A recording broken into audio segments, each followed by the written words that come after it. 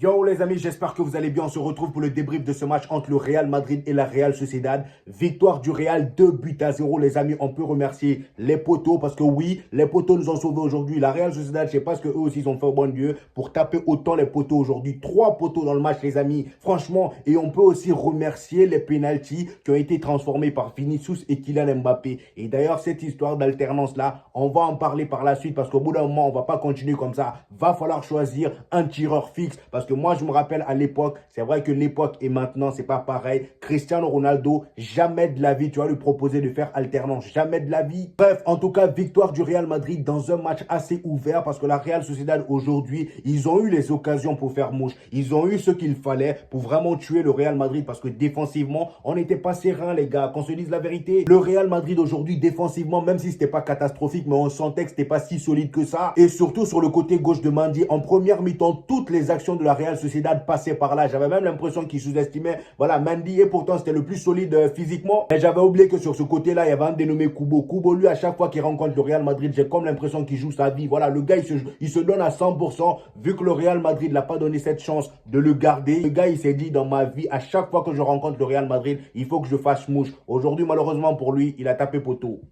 C'est le cas de le dire. 3 poteaux dans le match. Bref, on continue. Au milieu aujourd'hui, les gars, malgré toutes les blessures, Carlo Ancelotti a opté pour un milieu à 3, c'est-à-dire Valverde, Luka Modric et Arda Güler. Arda Güler aujourd'hui, ça m'a fait plaisir de le voir encore une fois titulaire. Cependant, ce que moi, j'ai pas compris, c'est de voir que Brahim Diaz était à la place de Rodrigo. Quand j'ai vu la composition, j'ai pété un câble. Je me suis dit, mais au bout d'un moment, qu'est-ce que vous n'avez pas compris? La dernière fois, Brahim Diaz a été titulaire. J'aime bien Brahim Diaz, hein. Attention, j'aime énormément Brahim Diaz. Voilà, pour moi, je savais que de toute façon, tôt ou tard, le gars allait s'imposer en tant que titulaire au Real Madrid. C'est pas ça le problème. Mais moi, je pense que dans cette équipe du Real Madrid, c'est soit tu mets Arda Güler titulaire et Brahim Diaz remplaçant. En fait, c'est soit l'un ou l'autre. Tu peux pas mettre les deux en même temps parce que pour moi, Rodrigo doit rester dans cette composition. Il nous l'a démontré à plusieurs reprises. Malheureusement, aujourd'hui, les gars, j'ai trouvé que Rodrigo, son entrée n'était pas terrible. Et malheureusement pour nous, encore une fois, on a eu un blessé. Voilà, Brahim Diaz s'est blessé en cours de jeu. J'espère que c'est pas si grave que ça. Mais en tout cas, voilà, comme je le disais, Carlo Ancelotti a opté pour ce 4-3-3 avec le milieu Valverde, Luka Modric et Arda Güler et devant Kylian Mbappé en pointe,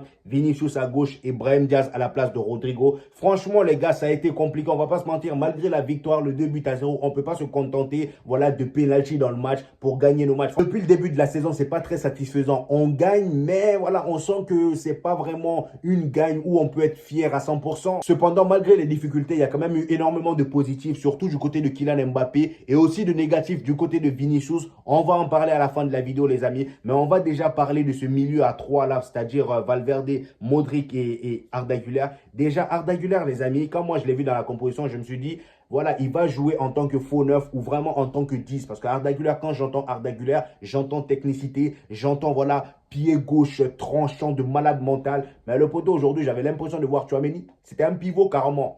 Aujourd'hui, Arda Güler, c'était un pivot. Je pense que c'est la consigne qu'on lui a donnée parce que bon, je pense que Carlo Ancelotti lui-même, il a senti que défensivement, on allait avoir du mal. Mais aujourd'hui, Arda Güler, j'ai énormément kiffé son match. Mais c'est pas le Arda Güler auquel je m'attendais. Vous voyez ce que je veux dire? Le gars, il était plus proche de Valverde que de l'attaque. Et ça faisait qu'à chaque fois qu'on était en construction de jeu, voilà, Kylian Mbappé se retrouvait toujours au centre tout seul, complètement isolé des deux autres attaquants. La plupart du temps, Vinicius se trouvait excentré de l'autre côté à gauche et à droite. Voilà, on avait Brahim Diaz au moment où il n'était pas encore sorti. Mais quand Rodrigo aussi est rentré, c'était pareil. Voilà, il y avait trop d'espace entre les trois attaquants. Et ça faisait qu'à chaque fois, il fallait que Kylian Mbappé fasse des appels, chose qu'il a énormément fait aujourd'hui. Kylian Mbappé, on peut tout le reprocher. À chaque fois, je lui tombe dessus quand il fait des mauvais matchs. Mais aujourd'hui, rien à dire. C'est vrai que parfois, il a été un peu égoïste sur les bords. Mais franchement, les gars, Kylian Mbappé, aujourd'hui, il a été impeccable. Le gars, il y avait de l'envie. Le gars, il était en mouvement H24. Ça a été le plus dangereux en attaque aujourd'hui. Franchement, il n'y a rien à dire. Toutes les occasions que le Real Madrid s'est procurées aujourd'hui, la majorité venait de Kylian Mbappé. D'ailleurs, voilà, c'est pas pour rien qu'il a été nommé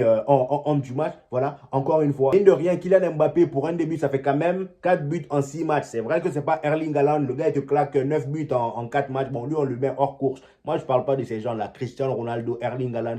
Genre, ils te sortent des trucs banaux comme ça, là, 900 buts, hein, 901 buts. 9 buts en truc. Bref, en tout cas, Kylian Mbappé aujourd'hui, il a été incroyable. Cependant, le moins incroyable dans tout ça, et ce qui m'a le plus touché, les amis, c'est le fait que Vinicius, jusqu'à aujourd'hui, ça va pas. Depuis le début de la saison, on voit un Vinicius, ouais, qui fait des matchs assez moyens, mais c'est pas Vinicius on voit qu'il y a un truc qui va pas. On voit qu'il y a un truc qui ne va pas. Le gars aujourd'hui, je ne sais pas moi, je ne sais pas si c'est le ballon d'or qui le rend timide comme ça d'un coup. Je ne sais pas si c'est l'arrivée de Kylian Mbappé. Ce qui est sûr, c'est que voilà, c'est soit l'arrivée de Kylian Mbappé ou soit il y a un truc qui le tracasse. Peut-être l'offre pour aller en Arabie Saoudite, les 1 milliard là. Peut-être ça le perturbe. Je ne sais pas. Parce qu'aujourd'hui, je ne l'ai pas reconnu, il était méconnaissable. Que ce soit dans ses prises de décision, le gars, il ratait ses passes. Parfois, il essaye de dribbler, il tape le genou. Bref, il faisait n'importe quoi. Voilà, il faisait n'importe quoi. Heureusement qu'il y a eu le penalty qui est arrivé pour l'aider un peu à marquer. Voilà. Et d'ailleurs, il a pris le penalty, il a marqué, mais comment il a marqué? On a bien vu le penalty, hein. Encore une fois, comme le penalty qu'il a tiré la dernière fois, le gardien était à ça de l'arrêter. Il était à ça de l'arrêter. Je suis le premier à vouloir que Vinicius prenne ses responsabilités et montrer qu'il est le patron de cette équipe du Real Madrid. Mais plus on avance dans le temps, plus je sens que Vinicius, Kylian Mbappé va prendre le dessus sur lui. Mobutu va prendre le dessus sur lui. Et là, on commence à voir petit à petit. Ça fait combien de matchs là? Mobutu, c'est le patron. Ça fait maintenant 2 matchs là. Mobutu, c'est le patron. Voilà, c'est bien. Je veux que Mobutu s'en sorte. Je veux que Kylian Mbappé s'en sorte au Real Madrid. Mais il faut que Vinicius aussi mais il faut que Vinicius aussi soit à 100%. Qu'on ait le Vinicius de la saison dernière. Mais après ça, je pense que c'est trop demandé. Parce que Vinicius, la saison dernière, voilà, il n'y avait pas Kylian Mbappé. Il n'y avait pas une grosse tête devant lui. Quand je dis grosse tête, en gros, il n'y avait pas un joueur avec cette aura-là devant lui. Donc là, en fait, il donne l'impression de ne pas être à l'aise. Parce que avec José Lu, voilà, il se sentait en confiance. C'était lui le patron. Voilà, comme ça, il faisait ce qu'il voulait la saison dernière. Et ça fonctionnait bien pour lui. Et c'est d'ailleurs grâce à ça qu'il a brillé. Il a prouvé aujourd'hui, on parle de lui en tant que ballon d'or. Mais là, depuis l'arrivée de Kylian Mbappé, je sens que Vinicius, ça colle pas trop. C'est vrai que quand il y a Kylian Mbappé qui marque, il est là, il fait sa célébration pour montrer qu'il est heureux. J'espère qu'il est vraiment heureux, mais on sent dans son jeu que c'est plus le même. On sent dans son jeu que c'est plus pareil. Oui, oui, même Rodrigo, c'est la même chose. Voilà, on sent que les deux, il y a un truc qui les dérange.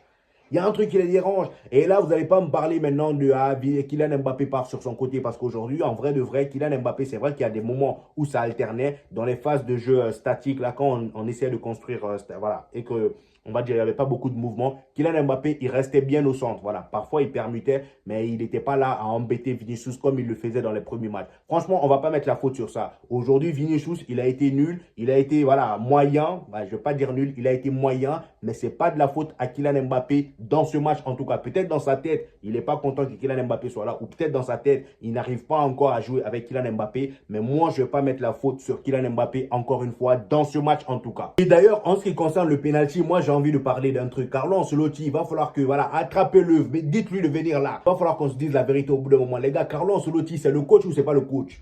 C'est le coach ou c'est pas le coach? Comment tu peux dire, voilà, dans une institution comme ça où Kylian Mbappé arrive, tu sais très bien le galon que ce gars-là avait au Real, comment ça s'appelle, au Paris Saint-Germain. Tu sais très bien le galon qu'il a en équipe de France. Il arrive dans ton club où tu as déjà un gars qui s'appelle Vinicius, qui a tout cassé, qui t'a ramené 2 Ligues des Champions.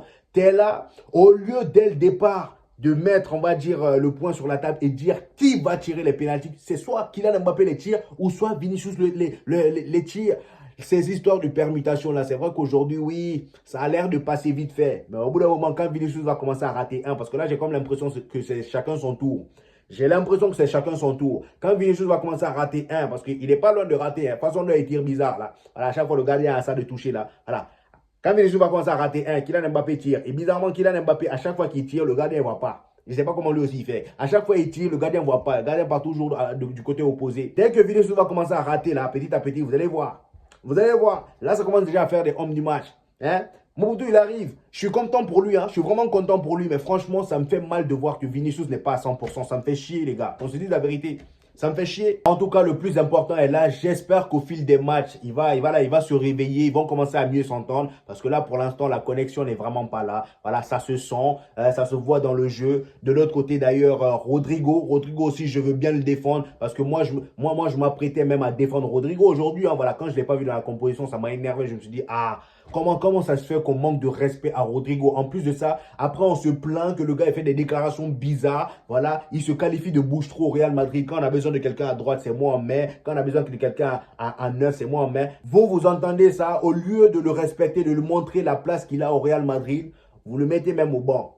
Donc, quand on a besoin de quelqu'un au banc, c'est Rodrigo encore une fois. Franchement, Carlo Ancelotti, je comprends pas tes choix. Après, bon, vu qu'il a mis Brahim Diaz, on peut pas trop se plaindre parce que Brahim Diaz aussi, c'est un top player. Vous voyez ce que je veux dire? Donc, je sais pas trop. On peut pas dire grand-chose. Et en plus de ça, Rodrigo, il rentre en jeu à la place de Brahim Diaz qui s'est blessé. Voilà, encore un blessé à l'infirmerie, comme je l'ai dit. Voilà, je m'attendais à ce que Rodrigo, il fasse encore belle impression. Mais le poteau, il vient, il prend de la merde. Ah, Rodrigo, toi aussi, on peut même pas te défendre. Aide-nous aussi. Franchement, je veux bien te défendre, mais aide-nous aussi. On veut te respecter, mais toi, quand tu rentres, essaie de te respecter toi-même. Parce que ton entrée là n'était pas terrible. Son entrée n'était pas terrible, les gars. Si selon vous, son entrée était bien, dites-moi en commentaire en quoi c'était bien.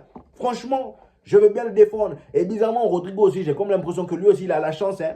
La dernière fois que Brahim Diaz a été titulaire et qu'on l'a mis au banc, Brahim Diaz, il a fait n'importe quoi. Il n'a pas bien joué. Aujourd'hui, encore une fois, Brahim Diaz, on l'a mis titulaire et Rodrigo au banc. Bizarrement, Brahim Diaz se blesse. Qu'est-ce qu'il y a? Franchement, Rodrigo, dis-nous, si toi aussi tu as consulté le bon ami à Paul Pogba, dis-nous, hein, on ne sait pas. Peut-être tu as fait un truc de base, de maraboutage, je ne sais pas, moi. Peut-être Ferran Torres est venu te rendre visite, je ne sais pas. Bref, en tout cas, c'est un blessé de plus à l'infirmerie. J'espère que la blessure n'est pas grave. Là, on est deuxième avec 11 points, les amis. Le FC Barcelone est à 12 points, mais ils ont un match en retard. Si demain, le FC Barcelone gagne, ils auront 4 points d'avance sur nous. Mais on va dire petit à petit, si on continue à gagner, mais il faut vraiment qu'on se ressaisisse. Déjà, au niveau de l'attaque, là, il faut qu'on se ressaisisse. J'ai pas envie qu'on commence à dépendre des pénaltys là, parce que si on continue comme ça, le FC Barcelone va nous mettre une torgnole. Le Classico, là, je le sens venir. Franchement, le Classico, j'ai hâte de voir ce qui va se passer. En plus de ça, le FC Barcelone, il commence à être renforcé. Les blessés reviennent petit à petit. Ansu Fati, Gavi, même Ronald Araujo commence déjà à repris l'entraînement. Franchement, les gars, ça sent pas bon pour le Real Madrid. J'espère vraiment qu'on va se retrouver et que tout va rentrer dans l'ordre parce que là, pour l'instant, c'est pas gagné, les gars. Bref, les amis, c'était mon avis sur ce match, les gars. N'hésitez pas à me donner vos avis en commentaire. Comme d'habitude, j'hésiterai pas à vous répondre. Lâchez le petit pouce bleu qui fait toujours plaisir, les gars. Ça aide au référencement. Pour tous les nouveaux arrivants, pour ceux qui découvrent ma chaîne, les amis, n'hésitez pas à vous abonner. Ici, on fait les débriefs du Real Madrid et du FC Barcelone. Et quand il n'y a pas de match, on fait des vidéos actualités chaque 2 jours, les amis. Voilà. Donc voilà, les amis, on se dit au prochain épisode, les gars. Peace!